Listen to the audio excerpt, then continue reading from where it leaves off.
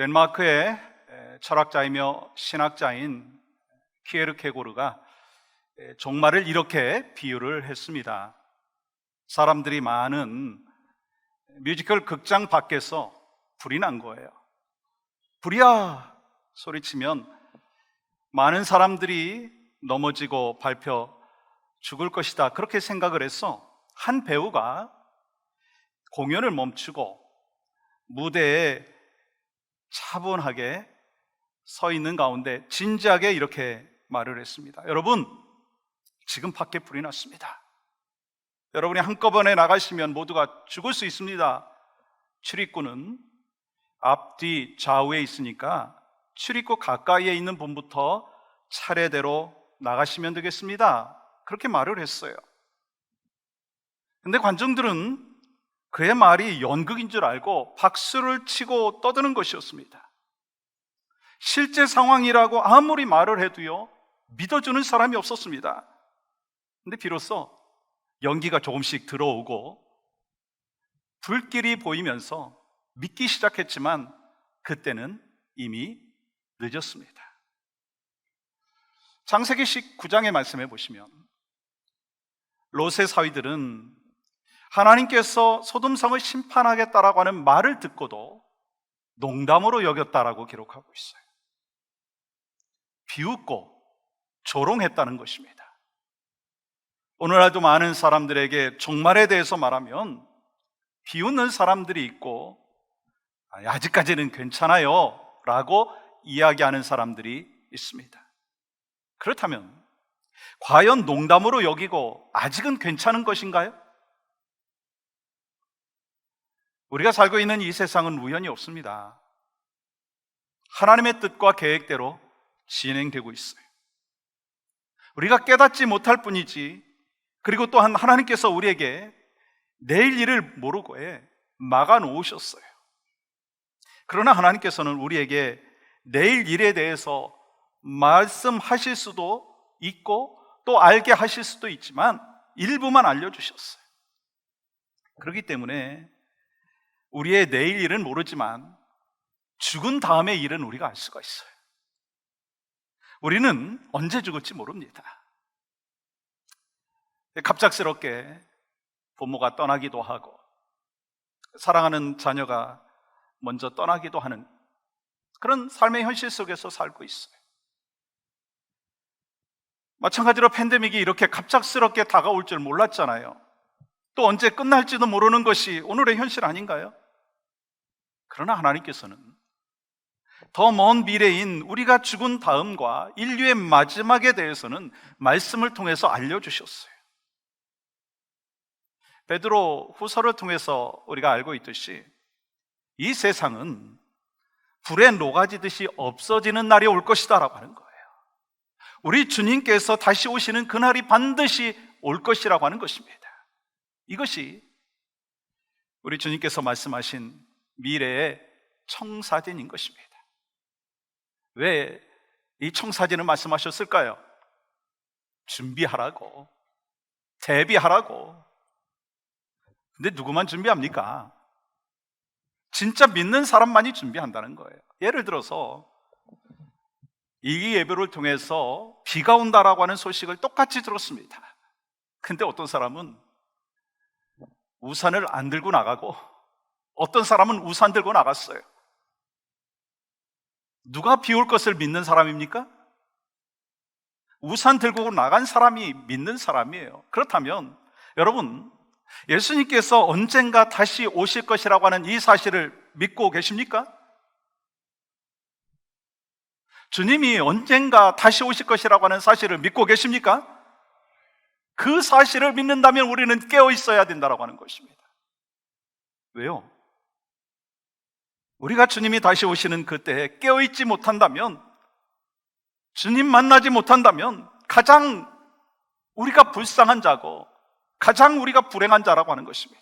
그래서 주님은 성경을 통해서 깨어있는 삶에 대해서 계속해서 강조하고 말씀하여 주셨다고 하는 거예요. 오늘 본문도 마찬가지예요.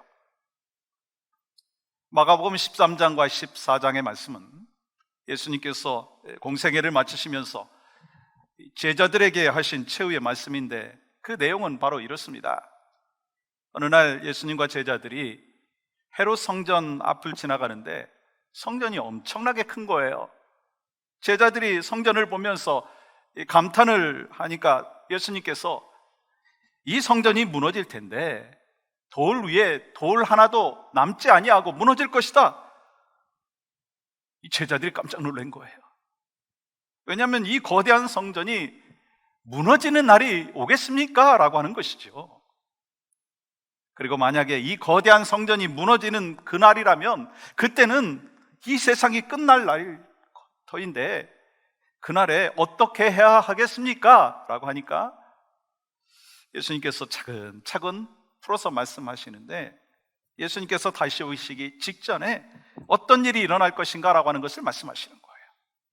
그리고 우리 주님께서 마지막으로 남기신 그 말씀의 포커스가 무엇인가? 깨어있으라. 깨어있어라. 깨어있어야 된다고 말씀하시는 거예요.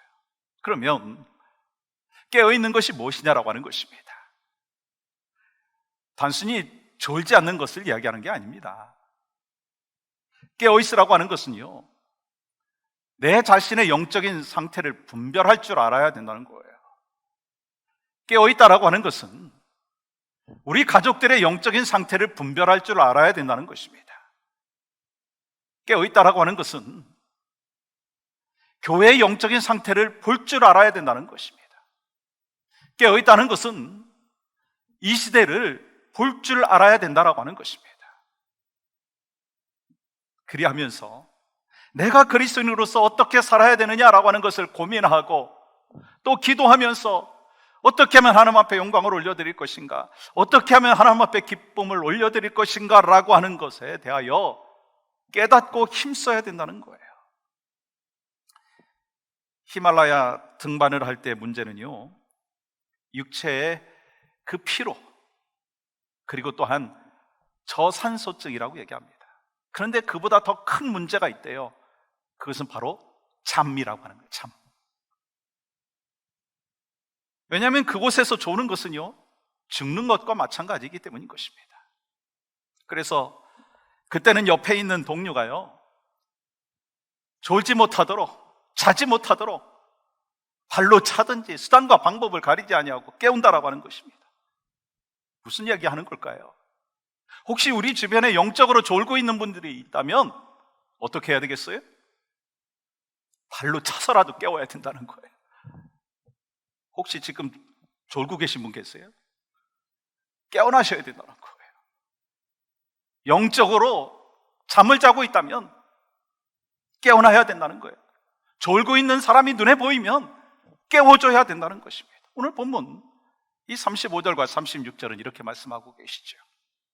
그러므로 깨어있으라. 집주인이 언제 오는지, 혹 저물 때 일는지, 밤중 일는지, 다구울 때 일는지, 새벽 일는지 너희가 알지 못함이라. 그가 호련히 와서 너희가 자는 것을 보지 않도록 하라. 여러분 깨어 계십니까? 아니, 다 주무시고 계세요? 여러분 깨어 계십니까? 우리가 깨어 있어야 된다는 거예요. 다시 오실 주님을 그래서 만나고 후회 없는 인생을 우리가 살아야 된다고 하는 것입니다. 그렇다면 깨어 있다라고 하는 것이 무슨 의미가 있느냐라고 하는 것입니다. 오늘 본문을 통해서 몇 가지 레슨을 얻기를 원하는데요, 그 첫 번째, 깨어 있다라고 하는 것은요, 분별력이 있다라고 하는 것입니다. 깨어 있다라고 하는 것은요, 분별력이 있다라고 하는 거예요. 여러분, 신앙생활이 무엇인가요? 여러분, 신앙생활은요, 영적인 전쟁입니다. 우리가 예수 그리스도를 믿고 나서 사망에서 생명으로, 사단의 종에서 하나님의 자녀로 바뀌었어요. 우리 신분이 바뀐 존재들이에요. 그렇기 때문에 사탄은요, 호시탐탐 우리를 공격하고 자기 뜻대로 막 끌어가려고 한다는 거예요. 그래서 우리는 사탄과의 영적인 전쟁을 하는 군사라고 하는 것입니다. 아니, 군사가 깨어 있어야지 잠자고 있으면 어떻게 되겠습니까? 그러니까 베드로후서 5장 8절에서 이렇게, 베드로전서 5장 8절에서 이렇게 말씀하시죠. 한번 같이 읽어볼까요? 시작. 근신하라. 깨어라. 너희 대적 마귀가 우는 사자같이 두루다니며 삼킬 자를 찾나니. 그렇지만 좀 조심해야 될 게 있더라고요. 그 C.S. 루이스가 이런 말을 했어요. 우리는 마귀에 대해 지나치게 민감해서도 안 되고 지나치게 무관심해서도 안 된다. 그러니까 마귀에 대해서, 사단에 대해서 무시하는 것도 문제이지만 모든 것을 마귀의 탓으로 돌리는 것도 문제가 된다라고 하는 것입니다. 그러므로 문제의 근원을 알아야 된다는 거예요. 분별력 있는 하나님의 사람으로서 문제가 무엇인가라고 하는 근원을 알아야 된다는 거예요. 존 비비어가 쓴 존 비비어의 분별력이라고 하는 책에 보면 이런 글이 있습니다. 그리스도인들이 무기력하게 살아가는 이유가 있는데 그것은 분별력이 없기 때문이다. 깨어있지 못하면 무기력한 인생을 살아가게 된다라고 하는 것입니다. 우리가 1년 반 넘게 팬데믹의 시대를 살아가면서 하루에도 얼마나 많은 뉴스들이 쏟아지고 있습니까? 정말 앞으로 어떻게 변할지 모르는 것이 오늘의 현실입니다. 그렇지만 분명한 것은요, 이 혼란의 시대에 어떻게 우리가 살아가야 될까? 말씀과 기도로 무장하지 아니하면, 영적으로 깨어있지 못한다면 우리도요 무기력한 인생을 살 수밖에 없다라고 하는 것입니다. 그러므로 기독교 영성가인 헨리 나우엔이 분별력이라고 하는 책에서 이렇게 기록을 했어요. 분별력은 하나님께서 어떻게 일하시는지를 아는 영적인 통찰력이다. 다시 말해서 우리가 영적인 통찰력이 있어야 일상생활 속에서 이것이 하나님의 역사인지 사단의 일인지를 분별할 줄 안다라고 하는 것입니다. 그러므로 우리에게 필요한 것은요, 이것이 성령의 역사인지 사단의 일인지를 구분할 줄 알아야 되는 거예요. 왜요? 사단에게 사로잡히면은요, 우리를 사단이 자극해서 육체의 소욕대로 살아가게끔 만든다라고 하는 것입니다. 사탄은요, 우리를 싸움과 불화와 다툼이 있게 하면서 화평을 이루지 못하게 방해한다라고 하는 거예요. 그건요, 부부 사이에도 그런 일이 나타납니다. 교회도 그렇고요, 어떤 관계든지 마찬가지라고 하는 거예요. 그때마다 우리는 기억해야 될 말씀이 있습니다. 에베소서 6장 12절 말씀 보세요. 같이 한번 읽겠습니다. 시작. 우리의 씨름은 혈과 육을 상대하는 것이 아니요 통치자들과 권세들과 이 어둠의 세상 주관자들과 하늘에 있는 악의 영들을 상대함이라. 무슨 말씀이에요? 우리의 싸움은 혈과 육에 관한 것이 아니라 그 뒤에서 조종하고 있는 악한 영들과의 싸움이라고 하는 것입니다. 그러니까 혹시 여러분에게 누군가 싸움을 걸어올 때 분별력 있는 사람은요, 그 사람과 싸우지 않는다는 거예요.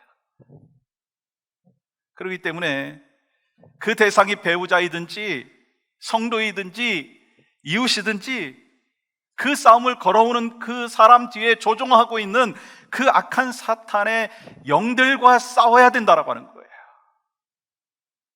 그렇습니다. 사탄은요, 우리의 모든 일상생활 속에서 우리를 넘어뜨리게 하고 미혹하려고 대기하고 있다라고 하는 것입니다. 그게 사탄의 목적이에요. 여러분, 오늘 본문 6절에서도 이렇게 말씀하고 있잖아요. 많은 사람이 내 이름으로 와서 이르되 내가 그라하여 많은 사람을 미혹하리라. 여러분, 미혹한다 무슨 말씀이죠? 속인다는 거예요. 분별력이 없도록 속인다라고 하는 것입니다. 그리고 22절 말씀 보십시오. 거짓 그리스도들과 거짓 선지자들이 일어나서 이적과 기사를 행하여 할 수만 있으면 택하신 자들을 미혹하려 하리라. 누가 미혹한다고요? 악한 영들이요. 누구를 미혹하나요? 택하신 자들. 여러분과 저를 미혹한다라고 하는 것입니다. 그러니까 깨어있는 삶을 살기 위해서 우리에게 필요한 것이 무엇입니까? 영적인 분별력이라고 하는 거예요. 우리가 마지막 때를 살아가는 하나님의 사람으로서 성령의 역사하심인지 사탄이 일하고 있는지 구분할 줄 아는 분별력 있는 하나님의 사람이 바로 여러분과 제가 될 수 있기를 주님의 이름으로 축복합니다. 깨어있으면 분별력이 있다는 거예요. 깨어있으면 이것이 악한 사탄의 일인지 성령께서 역사하심인지를 깨달을 수 있다는 거예요.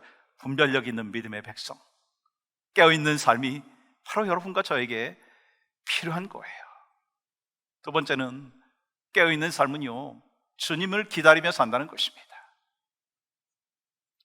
깨어있는 삶은 주님을 기다리며 사는 거예요. 여러분 1절 말씀 보시면 예수께서 성전에서 나가실 때 제자 중 하나가 이르되 선생님이요, 보소서 이 돌들이 어떠하며 이 건물들이 어떠하니이까? 여러분, 제자 중에 한 사람이 왜 지금 건물에 대해서 묻고 있을까요? 말씀드린 대로 성전을 보니까요, 화려하고 막 웅장한 거예요. 얼마나 그 성전이 화려하고 웅장했느냐면 그 주춧돌 하나가요, 길이가 7.3m고 높이가 1.3m고 그 성전을 건축하는 기간이 80년이었다는 거예요. 그런데 예수님께서 그 성전의 화려함과 웅장함에 감탄하고 있는 그 제자들에게 뭐라고 말씀하시느냐면 2절 말씀 보십시오. 예수께서 이르시되 내가 이 큰 건물들을 보느냐? 돌 하나도 돌 위에 남지 않고 다 무너뜨려지리라 하시니라. 여러분, 성전은 건물이 아니에요. 교회는 건물이 아닙니다. 교회는 예수 그리스도를 구주로 믿고 영접한 사람들의 무리이고 공동체인 거예요. 그러므로 교회가 아름답다라고 할 때는요, 건물이 아름다운 것이 아니고 우리의 믿음이 견고할 때 그때 비로소 아름답다라고 얘기할 수 있는 거예요. 여러분, 우리 교회가 아름답습니까? 아멘이 적은 걸 보니까 덜 아름다운 것 같아요. 우리 교회 아름답습니까? 건물이 아니라 우리가 얼마나 믿음 안에서 견고한 삶을 살고 있느냐, 그것을 보면서 아름답다 이야기할 수 있다면 저는 믿고 확신합니다. 우리 교회 아름답습니다. 하나님의 기쁨 되어지는 귀한 교회로 지속적으로 쓰임받아야 된다는 거예요. 여러분 잘 아시듯이 유레배 교회는 수십 년 전부터 텅 비었고 술집으로 고급 식당으로 바뀌었어요. 그렇기 때문에 성전의 웅장함에 대해서 넋을 잃은 제자들에게 예수님께서 이렇게 말씀하신 것입니다. 이것이 성전이 아니다. 나를 믿는 너희가 성전이다. 그렇게 말씀하시면서 지금 눈에 보이는 이 성전 다 무너질 것이라고 말씀하십니다. 제자들은 응보를 합니다. 왜요? 이 무너진다라고 하는 그 이야기는 드디어 예수님께서 왕으로 그리스도로 또 메시아로 온다라고 하는 것으로 알아들었기 때문인 것입니다. 그 길이 십자가의 길인데 화려한 길로만 생각하면서 흥분하기 시작했습니다. 그러면서 이 주님의 때가 언제이고 무슨 징조가 있느냐 질문하기 시작을 하죠. 그때 예수님께서 이렇게 대답하십니다. 32절이죠. 그러나 그날과 그때는 아무도 모르나니 하늘에 있는 천사들도 아들도 모르고 아버지만 아시느니라. 여러분, 왜 하나님께서는 주님이 다시 오시는 그 날, 그 시간, 그때 정확하게 말씀하지 아니하셨느냐라고 하는 것입니다. 그것은요, 하나님께서 당신의 백성을 훈련시키는 방법이라고 하는 거예요.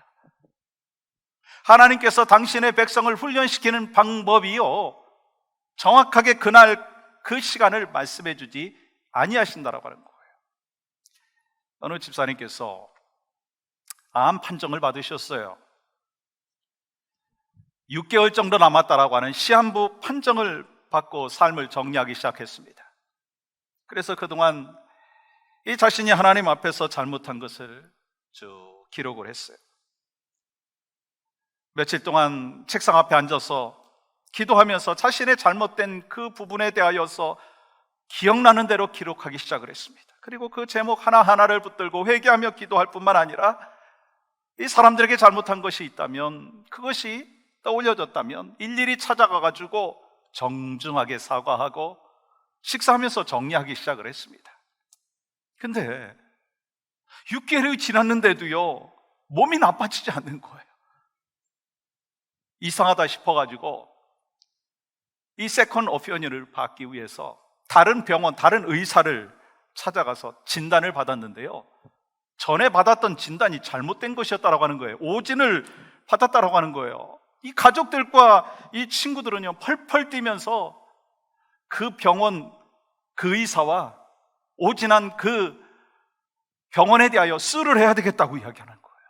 근데 그 집사님께서는요, 이 가족과 그 친구들에게 이렇게 말을 하는 거예요. 지난 6개월만큼 행복하고 보람된 삶이 없었습니다.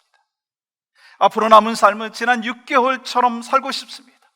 여러분, 바로 이러한 삶이요, 깨어있는 삶이라는 거예요. 그러므로 깨어있다라고 하는 것은요, 주님이 오실 그날이 내일일 수 있다라고 생각을 하면서 오늘을 살아가는 것입니다. 깨어있다라고 하는 것은, 아니, 내가 주님 앞에 갈 날이 내일일 수도 있다라고 생각하면서 오늘을 살아가는 그 삶이라고 하는 것입니다. 그때 비로소 오늘의 시간이 소중한 줄을 알고 의미 있게 삶을 산다는 거예요. 실제로 1년 전에 천국에 가신 에스더 전 권사님, 대장암 판정 받으시고 그 시간부터 삶을 정리하기 시작을 하셨어요. 그래서 주님과의 관계를 회복하시는 모습이 눈에 보였고, 또 사람들과의 관계도 많이 회복하시는 그 과정을 걸어가셨어요. 그리고 그 후에 소망 가운데 천국을 기다리시더라고요. 저는 그때 하신 말씀이 지금도 기억에 생생합니다. 내게 주어진 시간이 길지 않다는 것을 알고 나니까요, 하루하루가 소중합니다. 그리고 나에게 주어진 시간이 많지 않다는 것을 아니까 내 삶을 정리할 수 있어서 감사합니다. 우리도 마찬가지.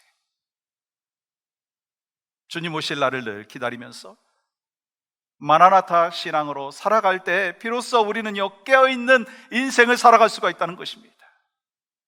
그렇게 주님 오실 날을 준비하며 깨어있는 삶을 살아가시는 여러분과 제가 될 수 있기를 주님의 이름으로 간절히 축복합니다. 또 한 가지는요, 깨어있는 삶이 뭔가 인내하며 견딘다는 거예요. 깨어있는 삶은요, 인내하며 견디는 거예요. 그럼 말씀드린 대로 깨어있다라고 하는 것은요, 하나님의 뜻을 분별할 줄 알아야 합니다. 그리고 또한 다시 오실 주님을 기다립니다. 근데 오늘 본문에서 더 중요한 한 가지 사실을 말씀하고 계신데요, 7절과 8절은 이렇게 기록합니다. 난리와 난리의 소문을 들을 때에 두려워하지 말라.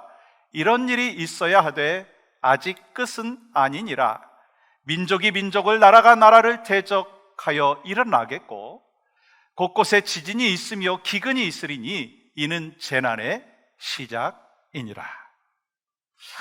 재난의 징조로서 감당치 못할 고난이 온다라고 하는 것입니다. 지금도요, 세계 곳곳에 전쟁이 그치지 않고 있습니다. 여러분, 군인들이 동원되어지는 전쟁만이 전쟁이 아닌 거 아시죠? 지금 무역 전쟁이 있고요, 정보 전쟁이 있고요, 취업 전쟁이 있고요, 요즘에 또 한 가지 전쟁이 터졌죠. 뭐죠? 백신 전쟁이요. 아니, 지구 온난화로 인해서 기후와의 전쟁도 지금 하고 있는 거 아시잖아요. 이렇게 보면 지금의 온 세상은요, 전쟁터인 것입니다. 그런데 그 감당치 못할 고난은요, 시작에 불과하다라고 하는 거예요. 그리고 또 문제가 뭔지 아세요? 12절 말씀은 이렇게 기록합니다. 형제가 형제를, 아버지가 자식을 죽는 데 내주며 자식들이 부모를 대적하여 죽게 하리라. 이 모습이 오늘의 현실이 된 적이 오래되었습니다. 그러므로 언제든지 종말이 와도 이제 이상한 것이 없어요. 내일 온다 한다 할지라도, 1년 후에 온다 한다 할지라도, 10년 후에 온다 한다 할지라도 주님이 말씀하신 것에 대해서 그대로 지금 진행되고 있는 것입니다. 그러므로 그때까지 우리는요, 인내하며 깨어 있어야 한다는 거예요. 근데요, 이러한 힘들고 어려운 삶을 그냥 막 인내하고 기다리느냐라고 하는 것입니다. 아니죠. 우리를 도우시는 예수님을 바라보며 인내하며 견뎌야 된다는 거예요. 사도이시며 대제사장이신 예수 그리스도를 바라보며 묵상하며 견뎌야 된다는 거예요. 여러분, 노아는 하나님의 약속의 말씀을 믿고 방주를 지으면서 120년이라고 하는 그 기간 동안 철저히 하나님의 말씀에 순종하며 기다렸어요. 아브라함은 75세에 하나님의 부르심을 받았어요. 고향과 친척과 아버지의 집을 떠나 25년이라고 하는 세월 후에 100세의 아들을 낳았어요. 이삭을 낳은 거 아니겠어요? 다윗은 양을 치다가 왕으로 기름 부음을 받았지만 15년을 인내하며 기다렸습니다. 여러분, 신앙생활이 뭔가? 하나님의 말씀을 믿고 그 말씀이 이루어지기를 기다리는 것이 신앙생활입니다. 그 기다림이 때로는 지루할 수도 있습니다. 그렇지만 하나님의 도우심을 바라보면서 예수 그리스도를 바라보면서 인내하며 견디는 삶이 바로 신앙생활인 것입니다. 어거스틴은 우리가 잘 알고 있듯이 젊었을 때 방탕한 생활을 했죠. 16살 때 사생아까지 나왔어요. 만이교에 심취해서 정말 페류나로 살았습니다. 그때 그의 어머니 모니카가 간절히 기도했어요. 그런데 어느 날 밀라노로 도망가 버린 거예요. 점점 더 격길로 가는 어거스틴의 모습을 볼 수 있었습니다. 그렇지만 기도의 자식은 망하지 않는다라고 하는 것을 증명하듯이 주님은 밀라노에서 그를 만나 주셨어요. 어거스틴이 밀라노 어느 공원에서 술에 취해서 누워 있는데 그의 귓가에 어린 아이들의 동요 소리가 들려온 것이었습니다. 그 노래 가사는 성경을 들어서 읽어라, 성경을 들어서 읽어라 라고 하는 그 동요였습니다. 근데요, 그 노래는 처음 듣는 것이 아니었습니다. 근데 술 취해서 누워 있었던 어거스틴의 귓가에는 천둥과 같이 들린 거예요. 하나님의 음성으로 들려온 것입니다. 그래서 성경을 폈는데 그 말씀이 로마서 13장 11절부터 14절이 눈에 확 들어온 거예요. 같이 한번 읽어볼까요? 시작. 또한 너희가 이 시기를 알거니와 자다가 깰 때가 벌써 되었으니 이는 이제 우리의 구원이 처음 믿을 때보다 가까웠습니다. 밤이 깊고 낮이 가까웠으니 그러므로 우리가 어둠의 일을 벗고 빛의 갑옷을 입자.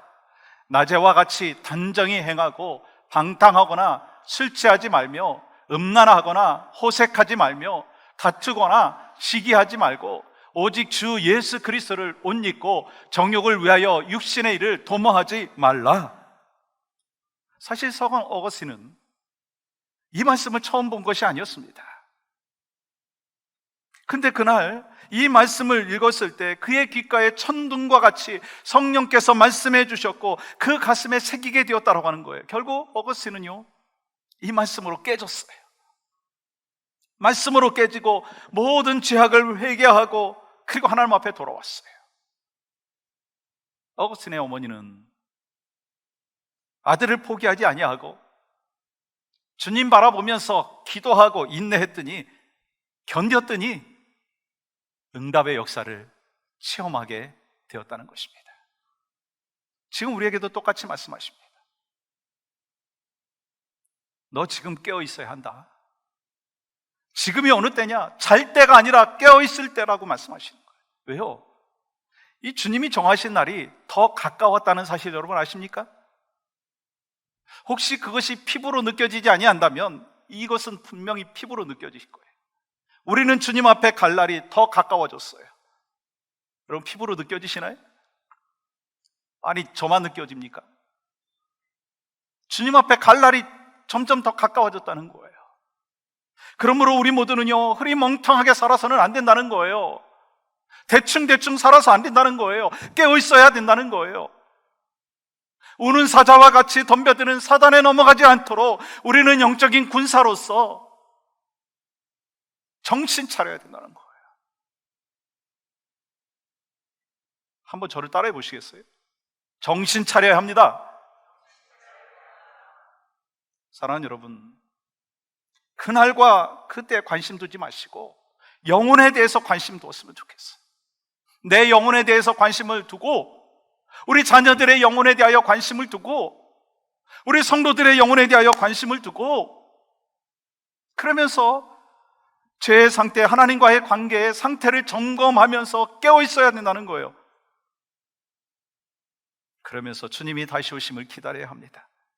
믿음을 지키고 깨어있는 하나님의 사람으로 기다려야 됩니다.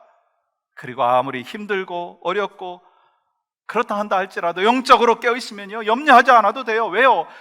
우리 주님 만날 날이 곧이기 때문인 거예요. 우리 사랑하는 이들을 먼저 천국으로 보낸 분들 마음이 얼마나 많이 아프고 힘들겠습니까? 그렇지만 또 소망이 있잖아요. 우리 모두는 이 땅에서 헤어질 날이 있지만 천국에서 다시 만날 소망으로 인하여 우리는 또한 인내하고 기다릴 수가 있어요. 그 믿음과 확신을 갖고 우리가 살아갈 때 우리는 새 힘을 얻고 하나님께서 맡겨주신 삶을 살아갈 수가 있습니다. 소망하는 마음은 우리 모두 깨어있기를 원합니다. 내가 깨어있고, 우리 가족들이 깨어있고, 교회가 깨어있고, 이 나라의 민족이 깨어있는 그 삶을 살아가는 그 모습을 하나님께서 기대하시기에 이번 한 주간도 깨어있는 인생, 앞으로 남은 인생도 깨어있는 하나님의 사람이 되기를 주님의 이름으로 간절히 축복합니다.